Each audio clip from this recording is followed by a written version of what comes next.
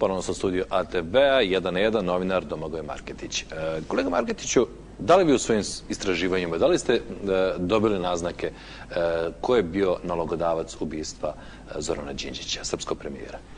Pa ja sam zapravo kroz istraživanje afere Hypo i istraživanje slučaja Pukanić, ali i kroz neke druge veze došao do određenih dokumenta u slučaju Đinđić. Naime, ja sam već negdje od 2006. pokušavao stupiti u kontakt sa pokojnom Borkom Vučićem. Zanimao me prije svega tijek novca iz Srbije, tijek takozvanih Miloševićevih para iz Srbije na Cipar i mogu li to ikako povezati i je li to ikako bilo povezano sa sličnim hrvatskim financijskim operacijama. I tu sam zapravo došao do priče koja puno više drži vodu kao motiv Đinđićevog ubojstva nego ono što danas znamo. Dakle, Đinđić je po dolasku na vlast pokušao održati jedno od svojih predizbornih obećanja, a to je da će takozvane Miloševićeve pare vratiti u državni budžet Republike Srbije. I naredio je istragu takozvanih ciparskih para na Cipru, u ciparskim bankama, na tajnim računima u ciparskim bankama. Za to je zadužio, uglavnom, dakle, istragu je vodio Mlađan Dinkić. Sa Mlađanom Dinkićem je tamo putovao i tadašnji ministar Velimir Ilić, ali u nekoliko navrata je putovala i sama Borka Vučić. Iako Dinkić danas tvrdi da tamo nisu nađene neke velike pare, da tamo nisu nađeni neki računi i da nisu otkrili ništa kapitalno, to je zapravo čista laž. Ono što je Dinkić otkrio na Cipru, a za to je meni dokumente dala pokojna Borka Vučić, je upravo suprotno. Dinkić je otkrio, ajmo reći, jednu od najprljavijih tajni ratnog Balkana, a to je zajedničke financijske poslove Miloševića i Tuđmana u sred rata u kojem su se ljudi ubijali. Dakle, zamislite kad najednom otkrijete da u sred svih ubijanja, paleža, raseljavanja, iseljavanja, protjerivanja, svega onog što nam se svima događalo, ta dvojica vođa, srbijanski i hrvatski, ta dvojica warlordova, gospodara rata na Balkanu, su imali zajedničke banke i zajednički pljačkali te dvije zaraćene države na zajedničkim računima. Dakle, u tom trenutku... Koliko je novcu to riječ? Da li imate takva saznanja? Iz Hrvatske je izvučeno tada oko 50 milijardi eura u današnjoj vrijednosti.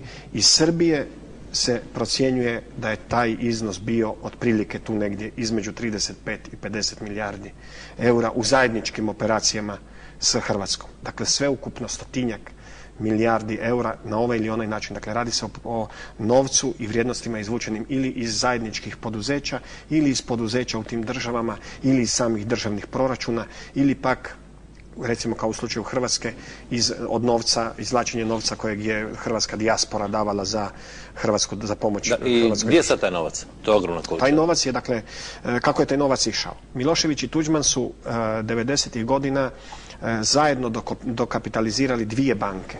Anglo-Jugoslav Limited Bank u Londonu i Bank Franko-Jugoslav u Parizu. Zamislite vi, dvojica ratuju. Dakle, njihove vojske ratuju. Oni prodaju ratnu ideologiju svojim narodima da se mi se trebamo braniti, oni nas trebaju napadati, dakle nebitno koga. A u isto vrijeme ta dvojica vođa imaju zajedničke banke. Recimo Bank Franko-Jugoslav, u tom trenutku Tuđman i Milošević drže 50-50 tu banku, imaju zajedničke tajne račune. Znate ko je predsjednik uprave te banke? Bora Milošević, Slobin brat. Isti je slučaj u Anglo-Jugoslav Bank Limited u Londonu. Međutim, i sav novac ide, dakle, preko te dvije banke, preko LHB banke koju isto kontrolirali su Zagreb i Beograd zajedno. Novac koji je zapravo Borka Vučić preusmjeravala na Cipar je samo dijelom bio namijenjen da bi se održao budžet Srbije zbog međunarodnih sankcija. To je bio motiv, barem je tako meni Borka rekla, to je bio njen motiv zašto je pristala sudjelovati u toj Miloševićevoj priči. Jer je vjerovala da radi nešto za Srbiju, vjerovala je da u uvjetima međunarodnog embarga, međunarodnih sankcija, osigurava paralelni proračun koji Srbiji osigurava preživljavanje. Poznavajući Borku Vučić, ne kažem da ona možda ništa nije imala od toga, ali sasvim sigurno nije imala puno. Tako da sam sklon vjerovati u te u te njezine motive. Međutim, sav višak para koji je odlazio na Cipar, koji nije bio namijenjen operacijama državnog budžeta Srbije, išao je sa Cipra, znate gdje? Gdje? Na tajne račune u Zagrebačkoj banci D.D. Zagreb. Jel to možete zamisliti? Na skrbničke tajne račune u Zagrebačkoj banci D.D. Zagreb. Te dokumente je meni dala Borka Vučić. Imali vjerodostojnijeg svjedoka.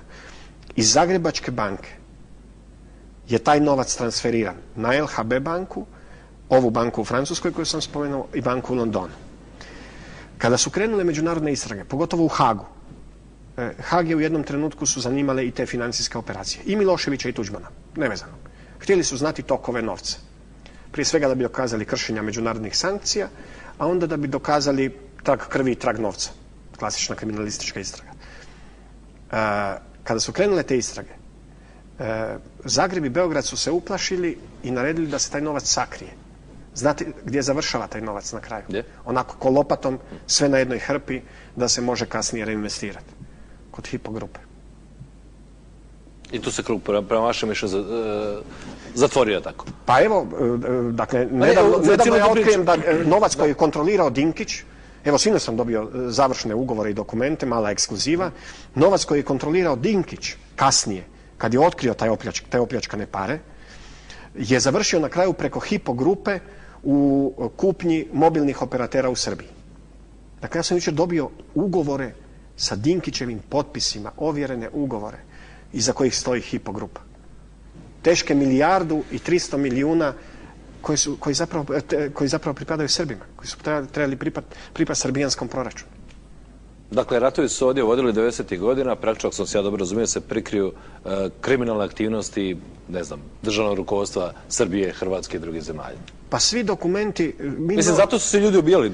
Pa očito. Dakle, novinarstvo je vrlo egzaktno. Ne možemo mi pričati priče. Dokumenti koje danas imamo, zahvaljujući različitim izvorima, to dokazuju. Dok su se ljudi ubijali, jedni u ime slobode, drugi u ime nekakvih hrvatskih ciljeva, srpskih ciljeva, političke elite koje su huškale na taj rat su postale multimilijarderi.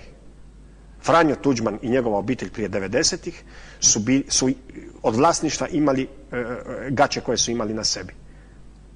Danas je to jedna od najimućnijih obitelji.